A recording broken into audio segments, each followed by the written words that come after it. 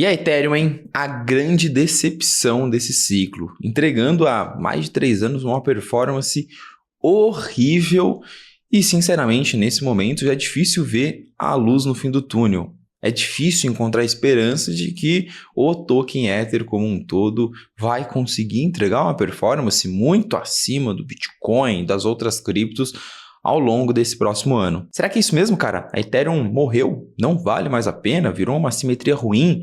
Virou uma criptomoeda ultrapassada? E ter Ether na sua carteira passou a ser um erro? É isso que a gente vai tentar destrinchar no vídeo de hoje. Falar um pouco sobre a tese Ether, a tese Ethereum, seus pontos positivos, porque tem muitos, mas contextualizar todos os problemas que a Ethereum está passando nesse momento e qual que é a perspectiva para o futuro, para que no final do dia você consiga tomar uma decisão de investimento. Com base nos pontos positivos ou negativos, decidir se vale ou não, se quer ou não continuar tendo Ether na carteira. Então, enquanto roda a vinheta, se você for um cara legal, você vai nos ajudar a bater a meta de 10 mil inscritos, se inscrever aqui no canal e deixar o likezinho maroto.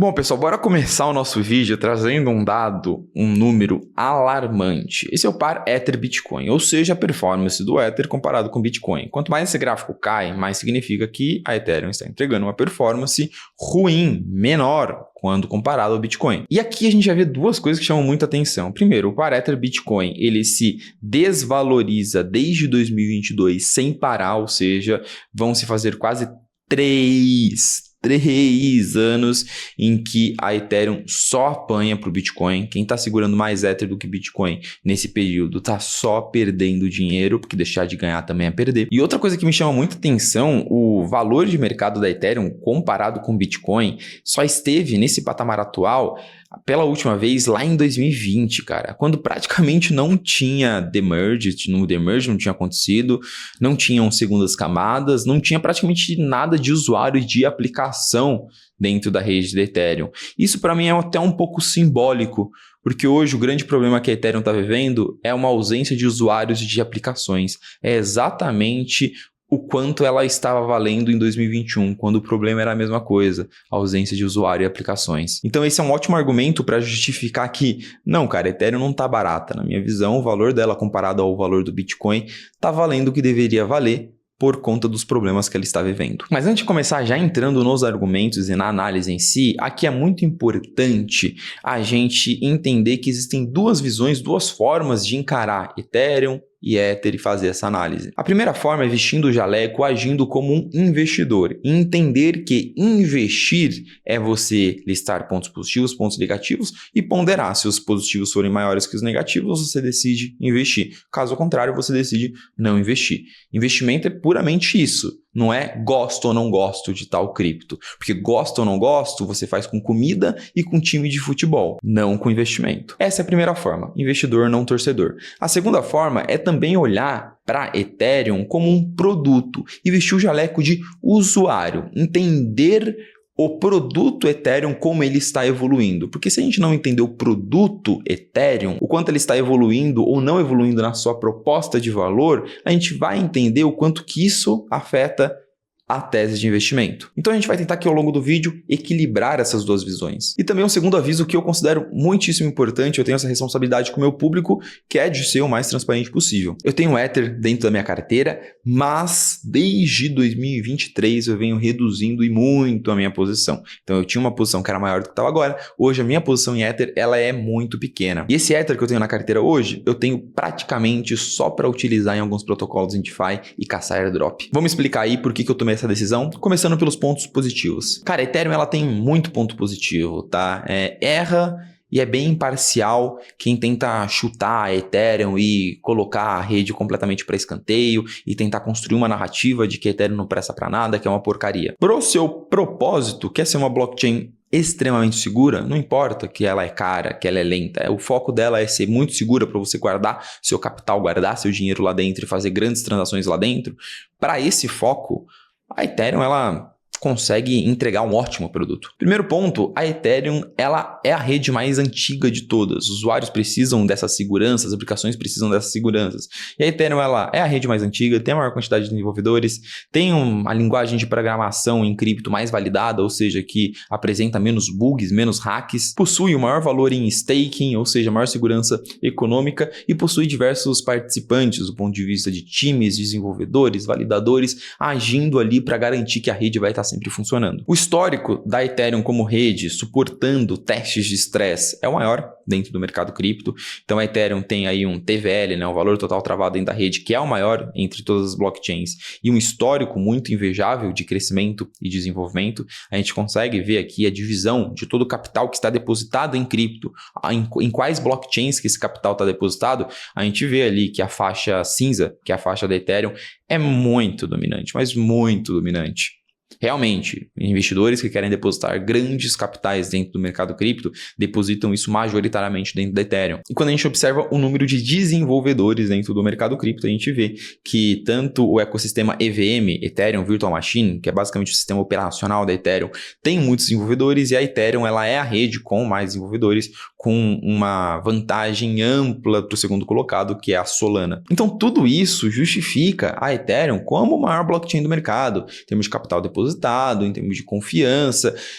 Todo o processo que a Ethereum fez até agora para construir o seu produto foi um processo muito bem feito e teve muitos acertos, houveram muitos acertos no meio do caminho. O grande problema foi que de 2 anos para cá, a Ethereum tomou decisões erradas ao mesmo tempo que parou um pouco no tempo. Isso vem afetando e afetando muito o seu produto e a sua tese de investimento, os dois juntos. Novamente, pessoal, aqui eu vou entrar nos problemas, é uma análise extremamente imparcial. Se você é fã do Ether, eu te convido a se retirar do vídeo, porque muito provavelmente esse vídeo não serve para você. Vamos falar aqui sobre os problemas da Ethereum. Na minha visão, hoje, a gente tem 3 grandes problemas. Problemas mais externos e problemas internos também, tanto de produto quanto de gestão, beleza? Primeiro problema é o fluxo dos ETFs. Eu acho que isso vem prejudicando a Ethereum, mostrando que a Ethereum tem pouca demanda institucional. A fragmentação do seu ecossistema, uma decisão de produto que, na minha visão, se pagou mal, até agora não vem se justificando. E, por fim, uma questão mais de governança. O time da Ethereum está um pouco perdido e brigando entre si. Vamos entrar um pouco a fundo, um pouco não, vamos entrar bastante a fundo em cada um desses pontos para a gente entender bem o que a Ethereum está vivendo. Primeiro ponto, os ETFs da Ethereum. Esse gráfico aqui mostra o fluxo de entrada e de saída de capital dos ETFs de Ether. E a gente vê um fluxo negativo, ou seja, desde que os ETFs foram lançados, mais investidores venderam do que compraram Ether por meio desses ETFs. E a gente sabe que o que é um ETF? O ETF é um veículo de investimento, principalmente para investidores tradicionais, investidores institucionais. E esses investidores que o mercado inteiro achava que a grande força da Ethereum era a tese institucional, esses investidores mostraram que eles preferem Bitcoin. O fluxo de entrada de capital no Bitcoin é muito maior do que o fluxo de entrada de capital no Ether. E não só eles preferem Bitcoin, como eles vêm diminuindo a sua visão positiva em relação a Ethereum.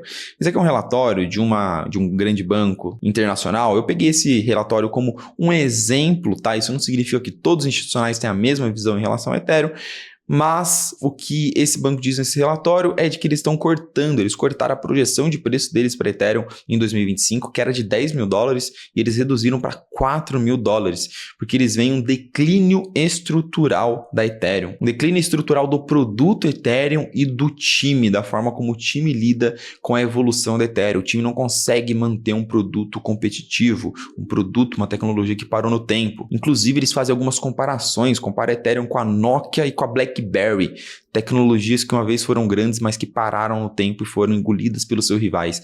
Caraca, velho, olha essa comparação. Vamos entender então por que esses caras estão falando isso e qual que é essa grande questão da tecnologia Ethereum ter parado no tempo. Hoje, um grande problema na minha visão da Ethereum é a fragmentação do seu ecossistema, tá? A Ethereum hoje ela tem muitas segundas camadas, ou seja, blockchains paralelas de si. Aqui vamos dar um passo atrás e tentar contextualizar um pouco essa questão das segundas camadas. A Ethereum tomou uma decisão de produto 2-3 anos atrás, quando quando ela desenhou seu roadmap para os próximos 10 anos, seu planejamento para os próximos 10 anos. Ela falou, cara, ao invés de eu focar em fazer uma blockchain rápida e barata, eu prefiro ser uma blockchain lenta e cara, onde só os grandes investidores depositam capital e usam por conta da minha segurança, do que necessariamente ter que diminuir a minha segurança para fazer com que minha blockchain seja mais rápida e mais barata. Então eu prefiro fazer um sistema de segundas camadas, em que várias blockchains ao meu redor pegam esses usuários e conseguem ser mais rápidas, mais baratas, mas elas pagam um aluguel para alugar a minha segurança. Já fiz um vídeo explicando mais sobre essa tese tecnológica da Ethereum. Vou deixar o vídeo linkado aqui embaixo para vocês entenderem um pouco melhor como que funcionam essas segundas camadas de fato. Só que o grande problema nessa tomada de decisão da Ethereum foi o seguinte: diversas segundas camadas foram lançadas. Hoje a gente está falando aqui na tela de quase 200 segundas camadas, ou seja, quase 200 blockchains paralelas à Ethereum. E hoje elas têm ali dentro uma geração de receita, um número de usuários muito grandes. Os usuários preferem usar as segundas camadas do que utilizar a Ethereum. Porra, vou utilizar uma blockchain ali que é menos de $1 a transação e aqui a transação acontece super rápido, ou vou utilizar a Ethereum? Então os usuários migram para essas blockchains e a geração de receita, toda a atividade econômica rola lá. Uma blockchain de segunda camada fatura ali 100 milhões e ela vai e paga como aluguel para a Ethereum por utilizar a segurança da Ethereum $1 milhãozinho, ou até menos do que isso. Essa transferência de valor, ela não acontece como deveria acontecer. Então a gente vê uma dinâmica de parasita em que os usuários saem da Ethereum, migram para essas blockchains de aluguel da Ethereum, pagam taxa lá, deixam seu dinheiro lá e o que sobra para Ethereum é muito pouco. A gente consegue ver, além do grande número de blockchains em segundas camadas, que uma boa atividade econômica está rolando por lá. A gente consegue ver que o número de transações por segundo nas segundas camadas é 200 vezes maior do que o número de transações por segundo na Ethereum. Isso daqui já está tomando até um caminho insustentável. Alguns aplicativos que antes estavam na Ethereum, que eram representativos de 80%, 90% da geração de receita da própria blockchain da Ethereum, como é o caso da Uniswap, por exemplo, esses aplicativos estão resolvendo criar as suas próprias blockchains. Por que isso? Antes a Uniswap falava, opa, eu preciso pagar um monte de grana aqui para Ethereum porque eu estou na blockchain da Ethereum. Eu prefiro lançar minha própria blockchain como uma segunda camada, eu fico com toda a grana lá e eu pago um aluguel, uma michuruquinha para Ethereum. Para mim faz muito mais sentido, eu fico com todo o dinheirinho para mim. Vai se ferrar, Ethereum. Ah, Gabriel, nada a ver, tudo isso que você está falando não faz sentido. Tá bom, eu trago um número aqui então. A geração de receita da Ethereum caiu 90% depois que essas segundas camadas foram introduzidas. Isso aqui não é a minha opinião, tá, gente? É uma conta, matemática pura. A menos B igual a X. Simples assim. Gabriel, qual que é o problema, então, dessas segundas camadas serem parasitas, roubarem os usuários, roubarem a receita da Ethereum? Primeiro, você tem um efeito atenção do mercado, um efeito narrativa, a forma como o mercado olha o seu produto. Você vai comprar a ação de uma empresa que é a receita dela caiu 90%. Ah, Gabriel, mas agora segundas camadas... Tá bom, compra ação da segunda camada. Ninguém vai querer comprar ação de uma empresa que teve uma queda de 90% na sua receita. Ninguém vai querer comprar uma criptomoeda que teve 90% de queda de receita de usuários. E tem outro ponto mais intrínseco, a Ethereum em si. A Ethereum fez uma mudança gigantesca em toda a sua estrutura, o demerge, para mudar de Proof of Work para Proof of Stake. E qual que é a grande lógica do Proof of Stake? O token Ether vai servir para ser um token que vai ser colocado em staking, ou seja, ele vai ser travado e ao travar o token você vai ter parte da receita gerada pela Ethereum. Ou seja, quanto mais as pessoas utilizarem a Ethereum, mais receita gera e mais incentivo você tem para colocar Ether em staking e a rede fica mais segura. Que maravilha! Pois é, mas agora a Ethereum ela não gera receita. Isso faz com que não tenha demanda para colocar Ether em staking. Ninguém mais está colocando Ether em staking. O Ether para de ser escasso. Ninguém tem motivos para comprar Ether. E o pior, você não tem um crescimento da segurança econômica da rede. O valor colocado em staking da Solana ultrapassou a Ethereum. Então tudo isso afeta a visão do mercado. O institucional olha para isso e fala, problemão, hein? Você conversa com grandes fundos de investimento da gringa e eles falam, cara, se não fosse as segundas camadas, a Ethereum valeria bilhões de dólares a mais. E isso acabou nos levando ao terceiro problema. Cara, rolou uma crise de uma grande quebra no time da Ethereum. Basicamente, a gente tem uma ala do time da Ethereum que acredita que eles estão indo para o caminho certo, uma ala mais ideológica e que não liga para a valorização do token. Essa ala é liderada principalmente pelo Vitalik. E essa diferença de visão criou um racha dentro do time da Ethereum. Foi criada a Ethereum Foundation 2.0, um outro time com visões completamente diferentes do time da Ethereum, que acredita que a rede deveria seguir por outro caminho. Abriu-se até a discussão discussão de um possível fork, da criação de 2 Ethereum separadas. Isso é extremamente improvável, eu não acredito que vai acontecer, mas simboliza muito bem como que está tudo muito conturbado. A diretoria de uma empresa está discutindo, os diretores da empresa discordam entre si, a receita dessa empresa caiu 90%. É óbvio que ninguém vai querer comprar a ação dessa empresa. Então o grande problema daqui é um problema de produto. É um problema de produto em que a Ethereum como produto está perdendo apelo em comparação aos seus concorrentes. As segundas camadas estão muito bem, uma maravilha. O grande problema é que, sim, infelizmente, elas possuem uma dinâmica parasitária com a Ethereum. O mercado não olha e fala, não, eu vou avaliar, eu vou precificar o ecossistema da Ethereum inteiro, contando com as segundas camadas. Isso não existe, porque cada segunda camada tem seu próprio token. Tem seu próprio token e não transfere receita para a Ethereum. Então, é um desafio muito grande que a Ethereum está vivendo. E, obviamente, eu poderia chegar aqui e falar, a solução é essa.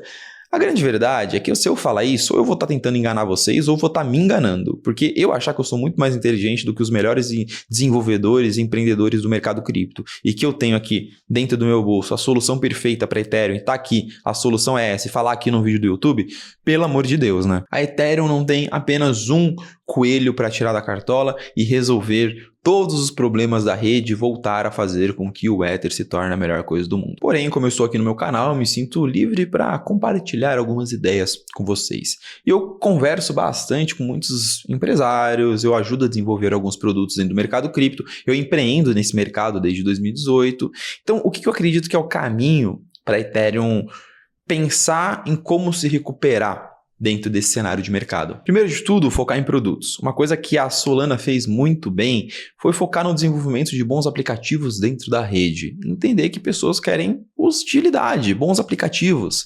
Então, basicamente, o que a Solana fez foi financiar o desenvolvimento de muitas aplicações dentro do ecossistema da Solana. Fazer muito hackathon, ir atrás de muito empreendedor, de muito moleque novo, com o sangue quente, querendo desenvolver, querendo ganhar dinheiro e falando, você quer ganhar dinheiro? Eu te ajudo a ganhar dinheiro, vem aqui, desenvolve na Solana. O time da Solana fez esse processo muito bem feito ao longo de 2022 e 2023, não à toa tá onde tá agora. A Ethereum precisa trazer sangue novo pro seu time. Todo mundo que tá lá no time da Ethereum tá com a baga cheia de dinheiro, encheu o bucho de dinheiro em 2020 e 2021. Você acha que esses caras estão ultra motivados para fazer a Ethereum voltar? Esses caras estão tudo lá no Panamá tomando mojito. Então o primeiro foco é esse, olhar para a Ethereum como um produto de desenvolvimento de bons aplicativos ali dentro da rede. Segundo ponto, visão institucional. A visão do institucional em relação à Ethereum tá horrível. Vira e mexe eu participo de calls, de conversas com os maiores fundos de investimento do mundo, tanto de cripto quanto não relacionado a cripto, os maiores emissores de ETFs no mundo também. Tenho conversa com esses caras porque eu gosto de fazer contato, gosto de ouvir o que pessoas inteligentes têm a falar.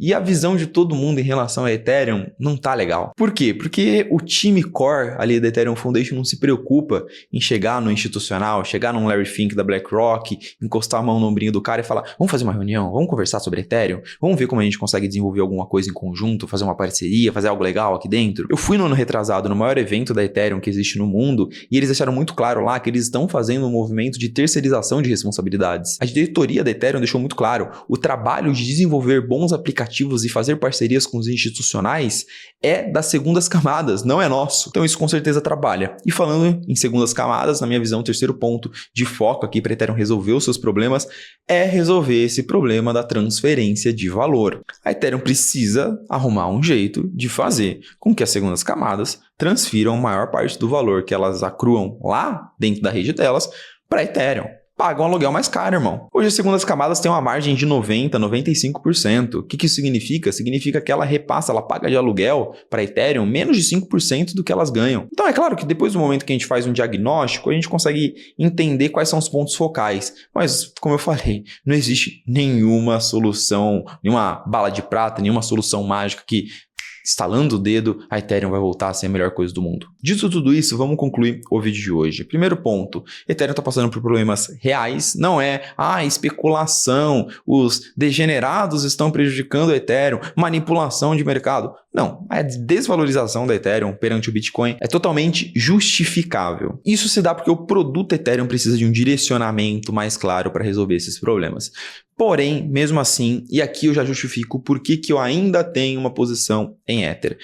Cara, a Ethereum continua sendo a maior blockchain do mercado, tá? Eu acredito que com um time focado e se dedicando a resolver os principais problemas, eles conseguem mudar um pouco a visão do mercado que tem em relação a eles, tá? E se isso acontecer, eu vejo que o Ether no preço atual é uma oportunidade grande, é uma simetria interessante, principalmente porque eles podem resolver esses problemas e voltar a chamar atenção à demanda institucional. O Ether, depois do Bitcoin, é o principal cripto que pode atrair a atenção, o dinheiro dos institucionais, grana por meio dos ETFs. Então, na minha visão, esse é o caminho. Porém, ainda falando em assimetria, na minha visão, a assimetria não é mais a mesma. Eu vejo muitos investidores ainda com 60%, 70%, 80%, 50% da carteira em Ether, acreditando ainda que o Ether, cara, $10 mil, é óbvio, vai bater $10 mil, Ether é a melhor coisa do mundo, blá. Eu vejo muitos investidores resistentes em entender que a tese deu uma mudada. E alguns investidores até falando algumas frases como: tô carregando o Ether até agora, não vou reduzir posição. Ou eu morro com ele ou dá certo. Dentro da minha filosofia de investimento, como eu gosto de investir no mercado cripto, não é a decisão mais coerente. Como eu falei, cara, é investimento, não um time de futebol. Pontos positivos, pontos negativos, pondera os dois e toma uma decisão. É assim que eu considero que é o jeito certo de investir no mercado cripto. Quiser saber como investir do jeito certo no mercado cripto, precisar de ajuda nisso, tem Ether na carteira, tá com prejuízo, não sabe o que fazer, não sabe como rebalancear sua carteira, lembra da consultoria grátis? Primeiro link aqui embaixo. Eu tô fazendo uma consultoria gratuita, tá? Eu sempre faço com o pessoal que me acompanha aqui no canal. Se clicando no primeiro link aqui da descrição, você cai no formulário para preencher basicamente o objetivo de retorno, o que você está procurando com o mercado cripto, perfil de risco, preencher sua carteira. Eu, junto com o meu time, eu sempre separo 1 hora por dia para avaliar todo mundo que respondeu o formulário de consultoria grátis, e daqui 1 semana, 2 semanas, tem um tempinho aí para eu conseguir avaliar tudo, eu entro em contato com você por WhatsApp para conversar, passar os feedbacks sobre sua carteira e te ajudar a investir melhor nesse mercado, primeiro reduzindo os riscos e segundo aumentando a possibilidade de retorno, para te deixar mais próximo do seu objetivo. Esse é o meu propósito de valor aqui, esse é o meu propósito de vida, ajudar pessoas a realizarem seus sonhos, hoje por meio do mercado cripto. E não esquece de comentar aqui embaixo a sua opinião sobre o Ether com muita educação, tá, gente? Não quero briga de torcedor, não. Comenta a sua opinião aqui, se você acha que o Ether morreu, se tem alguma esperança aí pela frente, se tem luz no fim do túnel. Comenta alguma sugestão de próximo vídeo, eu sempre gosto de pedir no final dos vídeos uma sugestão para o próximo vídeo, o que você quer assistir, análise de alguma cripto aqui no canal, eu sempre pego as sugestões de vocês. E se você acha que esse conteúdo é top, ficou até aqui, deixa o likezinho, não esquece de sair sem o like e se inscreve aqui no canal para a gente se encontrar no próximo vídeo. Falou, pessoal!